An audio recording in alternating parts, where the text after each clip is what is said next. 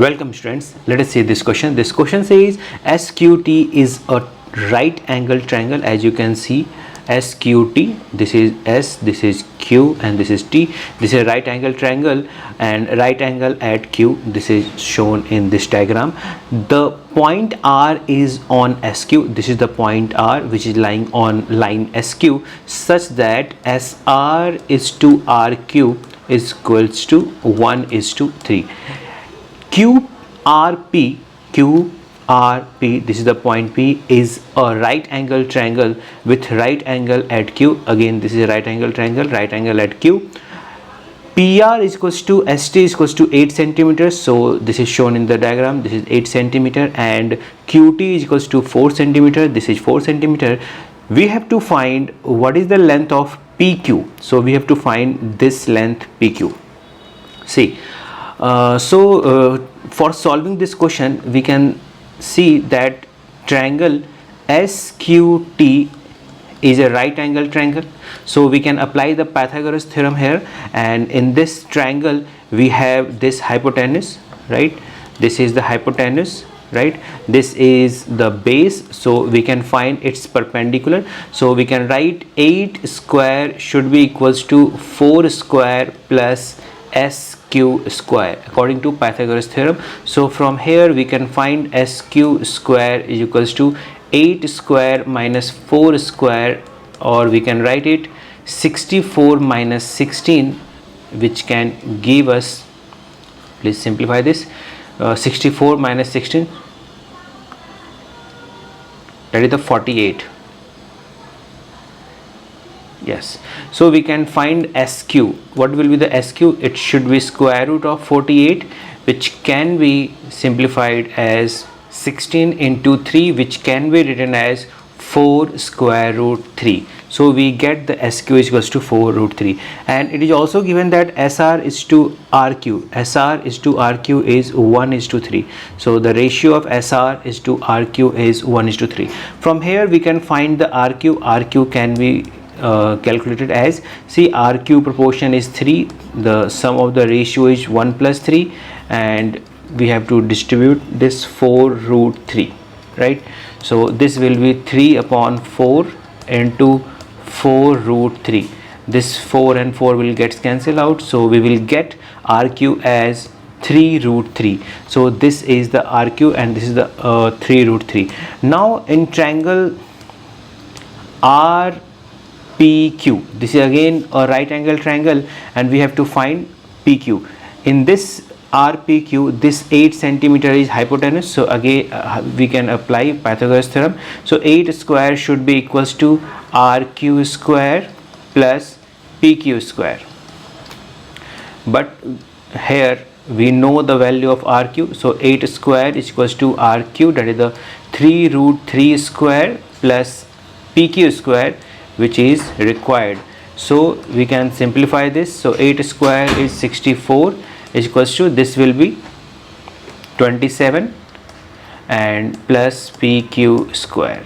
So from here we will get PQ square is equals to 64 minus 27, and we have to simplify this. So PQ square will be equals to 37. So PQ will be equals to square root of 37. Let us check the option, that is the square root of 37. Yes, this is the option number 4, square root of 37. So this complete this question. I hope you have understood this question. Let us see the next question. So the next question tells the nth term of a sequence T. So there is a sequence T and its nth term, let us indicate it by Tn. So its nth term is represented by n minus 3 whole square, where n is a positive integer.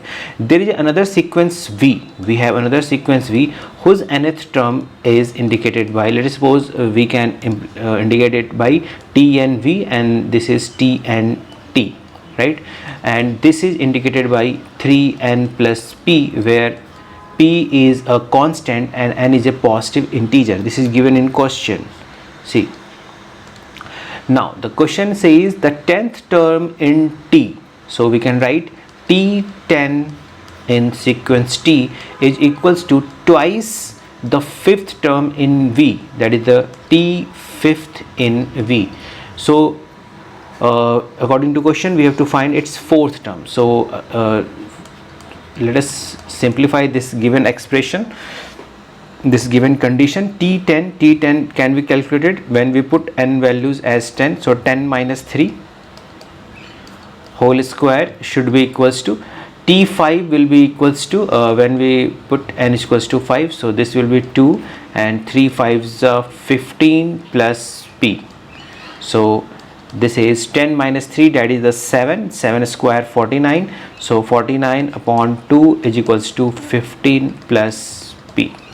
So from here we can get the value of P. 49 upon 2, that is the 24.5 minus 15 is equals to P. So we can simplify this, that is 0.5. 9.5 is equals to P. So we get the value of P. Now we have to find its fourth term of sequence V. So V sequence is this. To find the fourth term, put the value of n as 4. So 3 into 4 plus P. So it is 12 plus P. So this will be 12 plus, and we have the value of P now, that is the 9.5. So just put 9.5. This is 21.5. So this complete our question, that is the 21.5. Let us see the next question. This question says Pat and Alex has a combined total of 63 pounds. So this is the Alex and this is the Pat, and they combined has 63 pound, right, combined, and the ratio of Pat and Alex is 5:2. So the ratio between their amount is 5:2, right. They each spend an equal amount on sweets. The ratio of Pat's money to Alex's money is now, after spending on sweet, the money of Pat to Alex is now 3:1. So the question says find how much did Pat spend on sweets, and they each spend an equal amounts on sweets. So either for Pat or Alex both will be the same. See here, what is the sum of the ratio here? Initially the sum of the ratio is 5:2, that is a 7. It means this 7 unit is representing how much amount? It's 63. So we can write 7 units representing 63 pounds. So 1 unit will represent as 9 pounds. So we get that initially Pat will have 45 pounds and Alex have 18. Alex had 18 pounds initially.